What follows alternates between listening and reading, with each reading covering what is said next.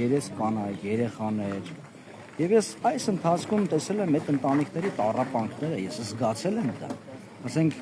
ինչ անենք, բարեփոխումը կառուցենք մարդկանց տառապանքների վրա, մարդկանց տանջանքների վրա, հոգեբանական, հոգևոր մարդկանց լացի վրա, ես դա տեսել եմ։ Ես տեսել եմ ոնց են լացում։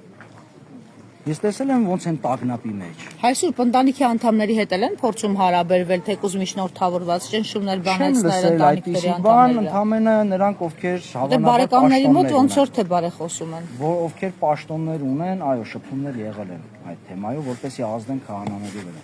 Ես հենց հիմա վերադառնում եմ Վեդից եւ Ոսկետափից։ Իդեպ երկու եկեղեցիներն էլ լեփլեցուն էին հավատացյալներով եւ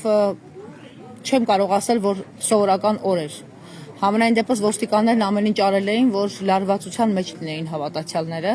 Կադրերը մենք հրապարակել ենք, մոտարպես 7-8 մեքենա հսկում էր միայն Ոսկետափի եկեղեցին։ Ինչ շարունակություն կունենա այս երեկվա տհաճ միջադեպը։ Դուք հասկանում եք, որ սևեռված են ոչ միայն Տեր Արտաշեսի վրա, այլ նաև նրանք փորձում են ձեր շուրջ օղակը սեղմել իմ կարծիքով։ Երևի թե սադրանքի են տանում հենց ձեզ։ Համաձայն չեք։ Ես քարոզի մեջ նշեցի։ Իմ օրակարգը բախումը չէ, իմ օրակարգը հաշտությունն է, իմ օրակարգը միություն, միասնությունն է, իմ օրակարգը հոգևոր է եւ եկեղեցական է։ Ես խոսում եմ եկեղեցաբանական լեզվով։ Իսկ եթե ոստիկանը չի լսում եւ չի հասկանում, ոստիկանն էլ կլսի դարձի կգա մի օր։ Ոչինչ, դարձի կգա։ Տարբեր ձևեր կան, Աստված ամեն մեկի մի ձև այցելում է։ Մեկին ողորմում է, մեկը պատժվում է, մեկը ինքն իր փորած փոստն է ընկնում, հասկանում եք։ Գևորգ Սրբազանը չկա այդպիսի մարդ, որ այցի չգա, եւ չկա այդպիսի մարդ, որ իր ցանած որոմները հետո իրենց չվերադառնա։ Լավ, եկեղեցուց փորձում են դուրս անել, այսպես ասենք, ժամ էին դրել խեղճ հոգեորականի վրա, թե բա մի ժամից դատարկես տարածքը քո իրերով դուրս արի։ Ինչ է լինելու, բարերարը ինքն իրենով է այդպես նախաձեռնող, թե ձեր կարծիքով այդ նույն բարերարների վրա էլ սկսել են արդեն աշխատել, որպեսզի լարում մտցնեն բարերարների եւ եկեղեցու միջեւ։ Մյուս տեղերում այդպիսի ինտրիգներ չի գրանցվել։ Ես կարծում եմ, որ եկեղեցական համայնքները, որը կոչվում է ծուղ, ուզում եմ սա հավելյալ բացատրեմ բոլորի համար, որ չկարծեն, երբ որ մենք եկեղեցական համայնք ենք ասում, դա նույնացնում ենք տվյալ համայնքի հետ, դա որտեղ երբեմն խրտնում են այդ եկեղեցական համայնքը, դա ծուղն է, այսինքն տվյալ եկեղեցու հավատացյալների համախմբումը, որը կարող է լինել նաև մի քանի գյուղից բաղկացած։ Հետևաբար ես կարծում եմ, որ մեր եկեղեցական համայնքները իրենց քահանաների կողքը կանգնած են եւ աջակից են։ Այսինքն համայնքները թույլ չեն տա, որպեսզի եկեղեցուց դուրս անեն օծյալ քահանաներին եւ կարգալույց չարված քահանաներին։ Ես կարծում եմ, որ այո։ Իսկ եկեղեցին այստեղ անելիք ունի,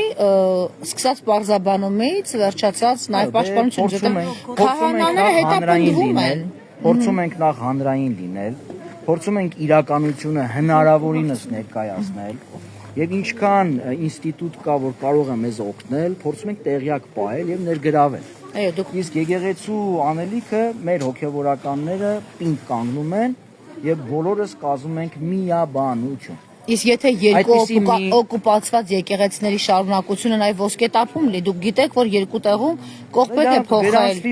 Դա գրանցվի որպես Նիկոլական համայնքապետը։ Ոտնձգություն մայրաթորի սեփականության հանդեպ, որտեղ տարածքը մայրաթորին է պատկանում, համապատասխան հետևանքներ։ Դա արդեն հայտնի։ Հայ Ռուբեն, դուք փորձել եք գնալ առաջնորդարան կամ հանդիպել Գևորգ, քանի որ հայտարարվեց, որ չի ճանաչվում վեհապարի ետնօրենությունը, գնալ իմաստ չունի։ Իսկ չի փորձել ձեզ հետ կոմունիկացվել։ Հայ Ռուբեն, նաև ձեր քարոզի մասին, դուք հաշտության ձեռքի մասին խոսեցիք, հաշտության ձեռք եք մեկնում, արդյոք այդ հաշտության ձեռքը օրվա իշխանության եւ նրան միացած բարձրաստիճան հոգեվորականներին եւ քահանաներին բոլոր քրիստոնյաներին, այդ թվում նաև մեր հոգեվորականներին, եպիսկոպոս հայրերին, մեր սրբազան հայրերից մինչեւ քահանա եւ սարգսակներ, որոնք այս գործընթացի մաս են կազմում։ Իսկ ինչու այդ հաշտության ձեռքը չեն սեղմում։ Գիտեմ։ Դուք կարծում եք մոլորյալներ են նրանք։ Նաև հաշտության օրակարգը նախ եւ առաջ, քանի որ իմ լիազորությունները տարածվում են կամ ինձ հանձնված է պատասխանատվություն այս թեմում մայրաթորի տարածքն է սա, այս թեմը։ Հետևաբար եւ նախ եւ առաջ փորձեմ իմ տարածքում դա անեմ, թե կարողանամ այդ հաշտության օրակարգը կամ այդ երկպառակտության ոգին, ոգու քչացման կամ վերացման գործում իմ համեստ ներդրումը ունեմ, փառք Աստծո, ավելի փառք կտամ Աստծո։ Երեք Տեր Զարեհը պետք է նախ եւ առաջ հավաքել։ Երեք Տեր Զարեհը Գևորգ Սրբազանի կողմից բռնաճնշումների մի քանի այսպես շատ ծանր դրվագներ էր նկարագրում, այդ թվում իր հետ կատարվածի մանրամասներն էր հայտնում, առողջական լուրջ խնդիրների եւ ընդհանրապես թեմից աջակցություն չունենալու եւ նույնիսկ զանգ չի ստացել այդ ամբողջ ընթացքում։ Ձեզ ինչ է հայտնի այս բռնաճնշումներից եւ ընդհանրապես տեղյակ ենք, որ նաեւ Գանձարանի հետ գործ չունի այս պահին, իրավունք չունի այնտեղ ներողություն, չգիտեմ ձեր պարագայում ոնց են ասում, ամեն դեպքում իրավունք չունի նաև մոմ վաճառել, որևէ ծես անել, բայց ծեսել են անում, մոմել են վաճառում եւ ընդհանրապես շարունակում են մոլորեցնել մարդկանց։ Խնդրում եմ այս մասին խոսենք, ձեզ ինչ է հայտնի, որովհետև 19 քահանա եւ սարկավագներ ձեզ են միացել, 20 արդեն։ Գումարած 3 սարկավագ թեմ։ Ահա, պլյուս դպիրները, որոնք հավատարմորեն նվիրված են։ Ինչ է ձեզ հայտնի, ինչ նոր դրվագներ կան, որոնք ձեր կարծիքով Ես անկեղծ ասած չէի ուզենա անդրադառնալ իմ նախորդի անցած ճանապարհին, ինչի որոշ դրվագներ Տեր Զարեհը փորձեց բացահայտել, անկեղծ ասած մարդիկ ինչի համար են այդպես անում, ես կողմնակից չեմ, բայց ինչի համար են այդպես անում, որովհետև եթերից լսում են բացահայտ զրպարտություններ, ամենայն հայոց հայրապետի հասցեին, մայրաթորի հասցեին, այդ են դեպքում, երբ որ դրանց պատասխանատվության մի զգայացավալ մաս իրենց վրա է։ Եվ մարդիկ ուղղակի դրանք լսելով չեն դիմանում, որ ասում են, որ չխոսեմ կպայթեմ, մոտները այդ վիճակն է։ Մի քանի քահանա ճիշտ ասած մեր թեմից էլ ուզում էին մամլո ասուլիսով մի այդպիսի բացահայտումների շարք անեին, ես հորդորեցի, որպեսզի չանեն դա։ Ինչու՞, որովհետև նա դեռ եպիսկոպոս է։ Դրանք մեր մերսի քննարկելի խնդիրներ են եւ ես կարծում եմ, որ հավատացյալներին ոչինչ չեն տա, բացի գայթակղություն։ Հայ Ռուբեն, բայց Գևորգ Սրբազանն էլ ասում է, եթե նման ճնշումներ են եղել, ինչու են հիմա խոսում այդ մասին, ինչու չէին Դա բացատրում են, այո, դա էլ կա, ինչու՞ չէ որ։ Վախ, սարսափ, կախվածություն։ Լավ, ձեր կարծիքով Գևորգ եպիսկոպոսի ճակատագիրը կփոխվի հոգևորական որպես առաջիկայում հրավիրված Ավստրիայի եպիսկոպոսաց ժողովին եւ այդ ազատությունը այլևս կստանաք դուք եւ քահանաները ավելանկյացնելու եւ ավելի ամուր ձեռքերով պաշտպանելու եկեղեցիները այս օկուպացիոն բաներից, հա, սադրանքներից։ Ամեն դեպքում մենք նա առայժմ եպիսկոպոս է չնահանջելու եւ մեր հոգևոր ծառայությունը հնարավորինս կազմակերպելու այս տրամադրությամբ, այս ոգով, այս առաքելությունը կատարելու ուրեմն կոչումով, ինչ անեմ, ինձ առաքելությունը տրված, նաև թվում նաև քահանաներին ծախողենք, հետո ում ենք պատասխան տալի, որ չպատասխանատվությունը դա մեզ վրա է, չէ՞։ Իսկ ինչ վերաբերում է Սրբազան հոր ճակատագրին, ես չեմ կարող ասել, թե ինչպես իրենք կդրսևորի եւ ինչ կորոշեն նաև եպիսկոպոսները ամենից հայրապետի գլխավորություն։ Ինչու մյուսները իր չափ ակտիվ ու նախաձեռնող չեն եւ այդպես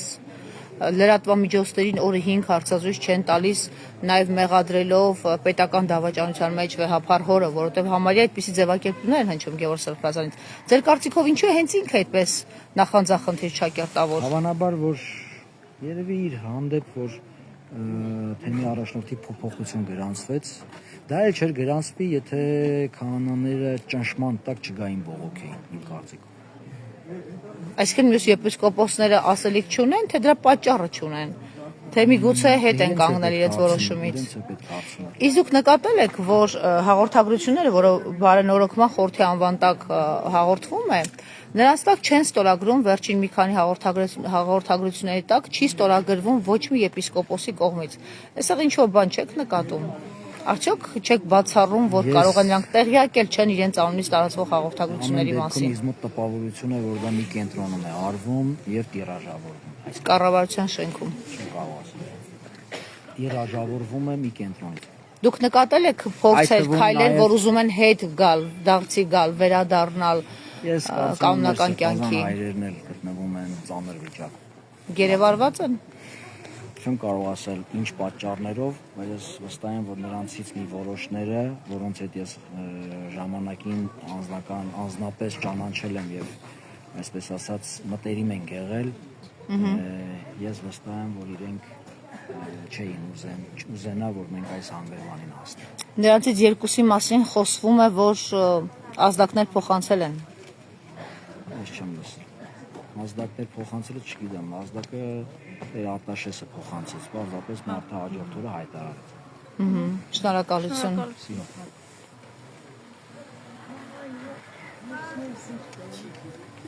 Մայրիկ ինչ կլինի, Տեր դուք եք Եփրեմի ասում։ Տեր Եփրեմի մայրն եք։ Ես ասում հավատում եմ։ Եվ ինչ եք մտածում։ Հիմա ես որ ասեմ, եւ իմ տղենք ասում, իմ տղեն հələ չծնված անտրվել։ Մարգարեի խոսքն է։ Ես հղի եմ ելել, Հիսուսը կանգնել է իմ դեմը, իմ ձեռից դանակը վերցրել է, մի դանակ էլ ուտիսալ, բարձրացամ, ձեռից սարացան, սետին մեր բաժինակ։ Ես գիտեմ, որ Տեր Եփրեմի հետ ուզում են ծառայության բերել համատեղության կարգով Տեր Երվանդին, ով, այսպես ասած, միացել է Տիրադավ հռչակված եպիսկոպոսներին եւ նրանց գաղափարներին։ Արտաշատի եկեղեցին։ Դե ժողովուրդը եկել են ստեղ։ Իսկ դուք մտածում եք ավելորդ խոչընդոտներից կպաշտպանի հոտը ձեր որդուն որպես քահանա։ Այո, Ձեր որդու շատ գոհ են տեղի բնակիչները, քիչ առաջ մենք խոսում էինք ստեղել, մղճանել։ մղճանել։ Լավ, ինչի այսպես սեփ խրեցին հավատացյալների միջև, ինչ են կիսում մարդկանց։ Ինչ են կիսում ընտանիքներին։ Բարս չի։ Չէ, պարզ չի, մայրիկ, հələ փորձեք ձեր ընկալումը։ Ղեկավարության գործն է։ Հանուն ինչի, որ ինչ լինի։ Հանուն որ Թուրքիան բերեն ստեղ։ Վերջ խոսք ասեմ։ Այո, թուրքերին բերեն ստեղ, էստի Փաշազադեի բանն է, Երազանքը։ երազանքը, որ հայ առաքելական եկեղեցին բերանա։ Այո։ Այսինքն Փաշինյանը այդքան խոհեմություն չունի, որ կանգ առնի ու ոչ թե մեջքով, այլ դեմքով շրջվի եկեղեցի։ Չեմ ուզում շատ խորանամ։ Իսկ տեղի բնակիչներն ինչ են պատմում, դուք այդ տրամադրությունները զգում եք։ Որտե՞ղ։ Ձեր տեղի, այո, բնակիչները այստեղի։ Ինչ են խոսում, ինչ են քննարկում։ Փաշինյանի հաղթանակի հույսը տեսնում են, թե չէ։ Ոչ։ Ես ինքս հիմա այդ խոսացել եմ այդպես։ Ինքը որ եկել է հեղափոխության, ես իրան չեմ հավատացել այն գլխից։ Ես իրան ոչ առաջի ընտրության եմ ընտրել, ոչ երկրորդ։ Հիմա երրորդն էլ չեմ ընտրելու։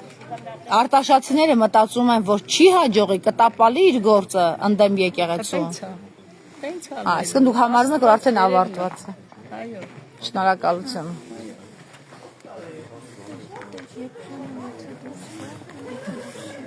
Հայր Սուրբ, գուցե խոսենք Տեր Եփրեմի հետ։ Պարոն Մելիքյան, կարող է դուք խոսեք մեզ հետ։ Ես միայն աղոթում եմ։